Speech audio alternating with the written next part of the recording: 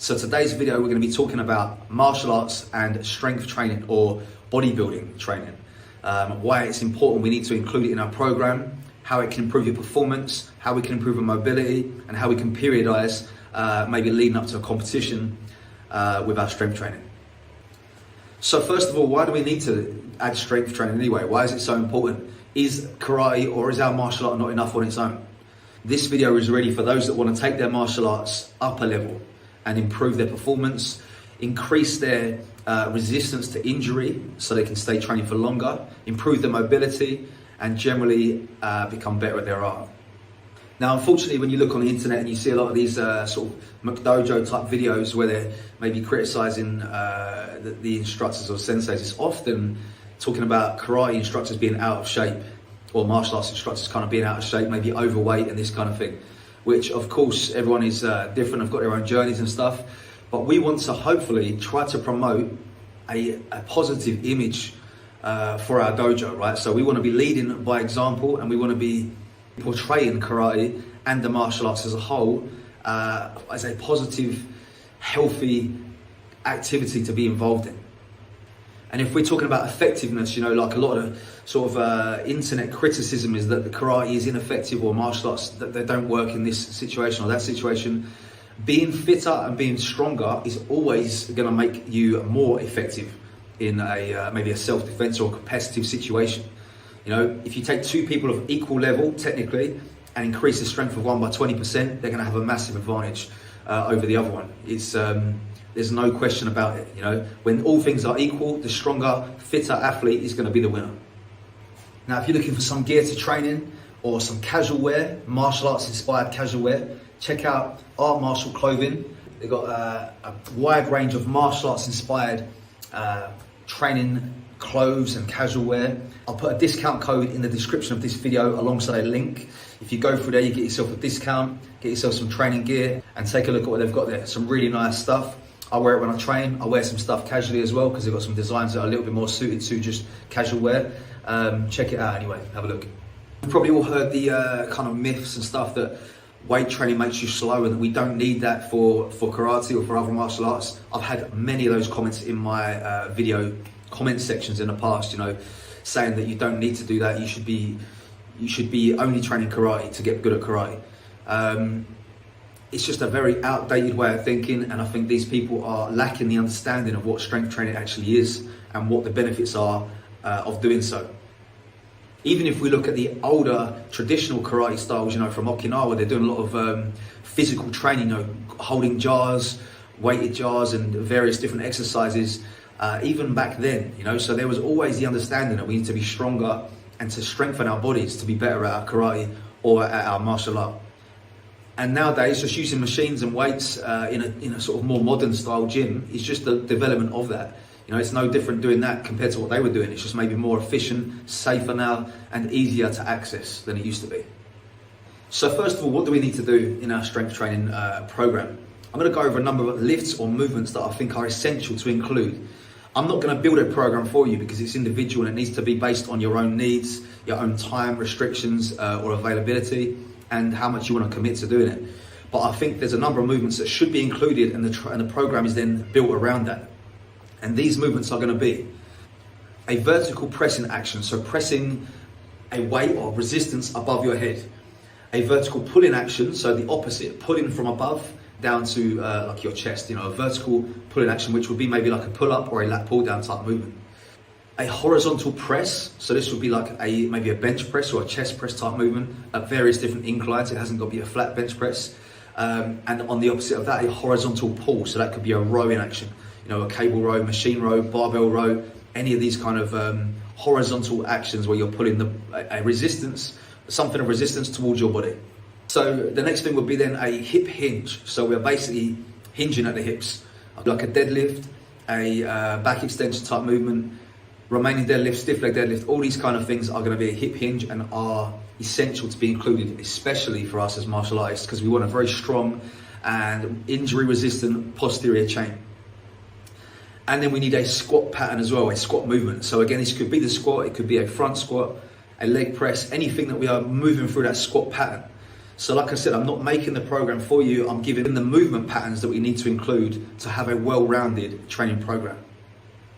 In addition to this, maybe outside of kind of bodybuilding, I would also include a loaded carry.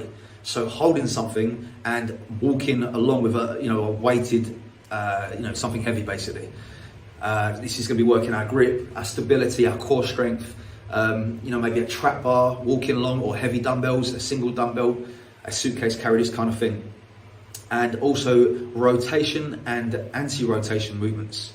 Now what this is like taking resistance and rotating against that resistance there. So maybe I'd have a handle and I'm pulling against it, rotating through the midsection and getting the core rotating in order to do that.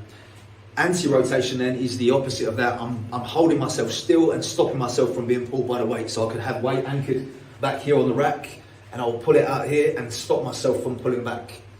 Okay, so that is anti-rotation. So those are the main movement patterns that I would say you need to include in your training program. I'll go one more time. It's going to be a vertical press, a vertical pull, horizontal press, horizontal pull, hip hinge, a squat pattern, a loaded carry, and rotation and anti-rotation movements. Okay, I'll include them as the same point.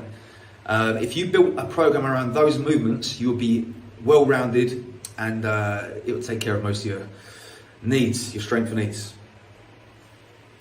Now, sets and reps, what should we be doing for this?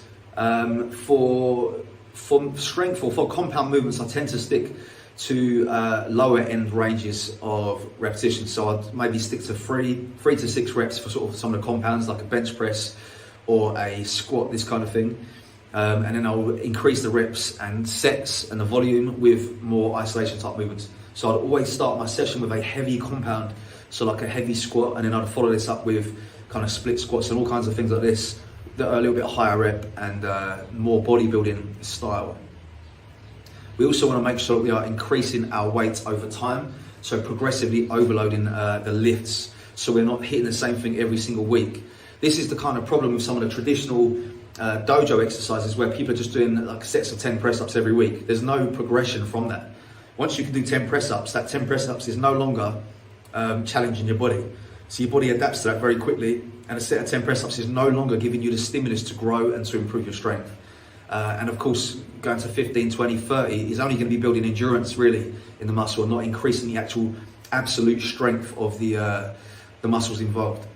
So what I recommend is to get a book to track your lifts. I mean, I'm doing it old style with a pen and a book, but you can have like an app on your phone or something like this. But it's important to keep a track of all the lifts that we do and increase on them week to week, okay? Because otherwise we're just kind of blindly going each week to the gym, every session, and just kind of guessing the numbers.